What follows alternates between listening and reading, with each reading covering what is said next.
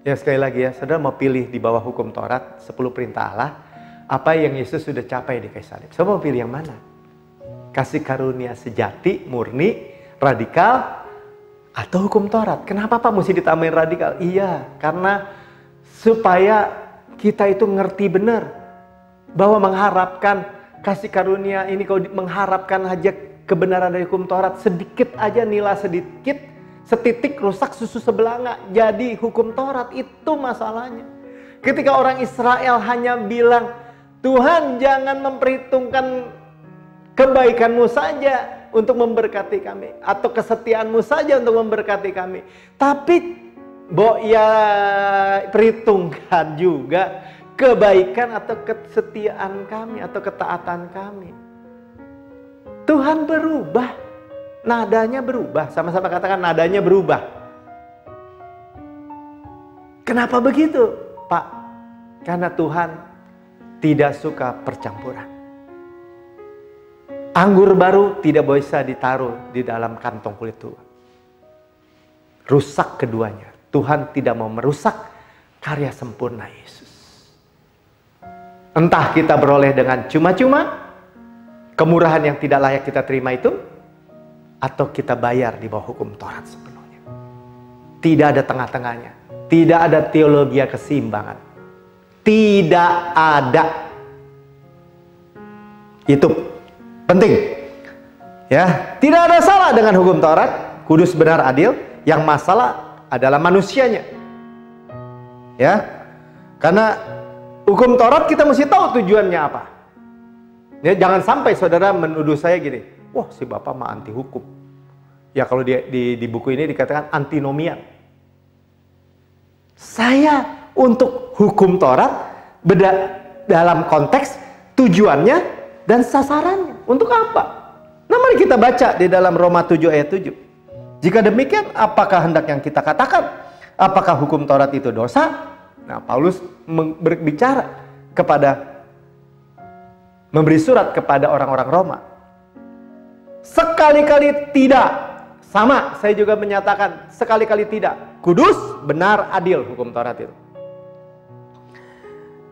Tidak ada yang salah dengan hukum Taurat. Tidak ada yang salah bahkan dengan buah pengetahuan yang baik dan yang jahat.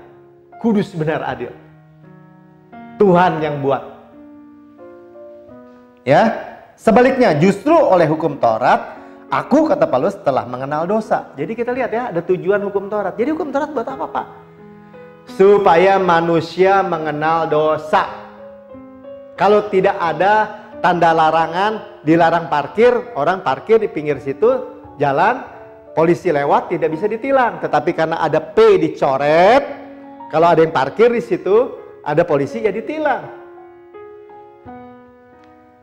Agar semua orang itu sampai kepada titik akhir daripada kemampuannya dan mencari juru selamat.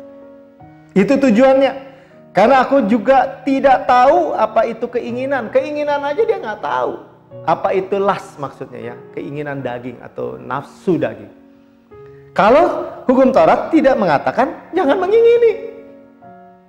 Karena ada jangan, manusia mengerti, oh itu dosa. Tetapi di mana dosa bertambah-tambah, kasih karunia telah ada berlimpah-limpah. Ya, jadi bukan dosa atau menghukum yang menjadi sasaran Tuhan. Bukan. Bukan itu tujuan Tuhan memberikan hukum Taurat. Melainkan kasih karunia, juru selamat. Sekali lagi ya, bukan tujuan Tuhan untuk menghukum atau sasaran Tuhan untuk menghukum, membunuh manusia. Bukan.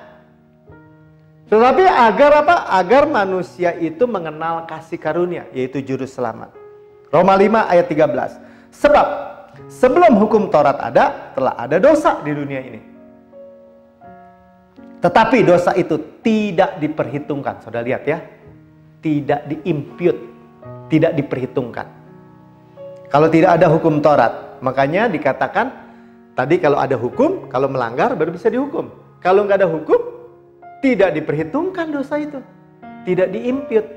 Ya kalau kita punya komputer, kita masuk input, ya kata pepatah bilang, kalau masukin garbage in, garbage out. Masukin sampah, keluar sampah. Karena tidak ada yang diimpute, Makanya Raja Daud juga berkata, berbahagia ya orang yang tidak diperhitungkan kesalahan dan dosanya. Siapa yang dia bilang berbahagia? Ya kita, saudara dan saya.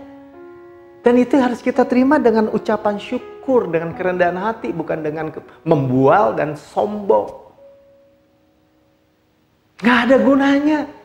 Karena sekalipun orang yang menentang kasih karunia yang radikal ini, mengata-ngatainya hyper grace lah, license to sins lah, dan segala macam.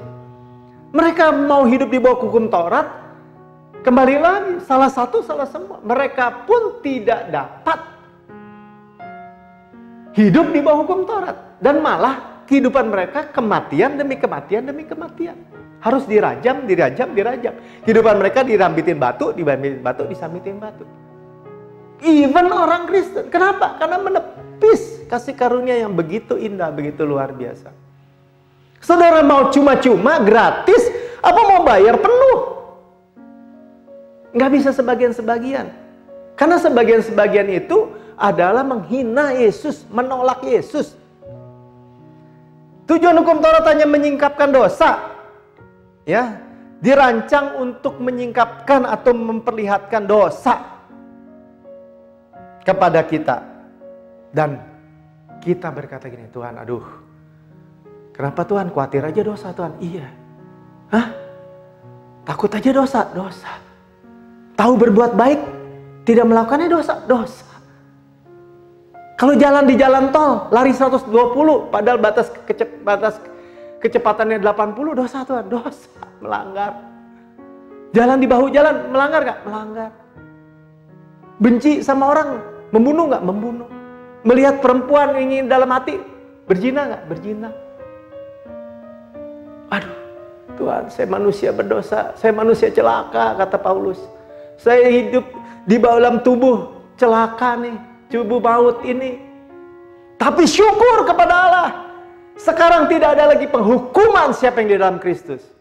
Nah, lihat ya, mestinya kita kan berbalik kepada kasih karunia Allah dan penuh dengan ucapan syukur.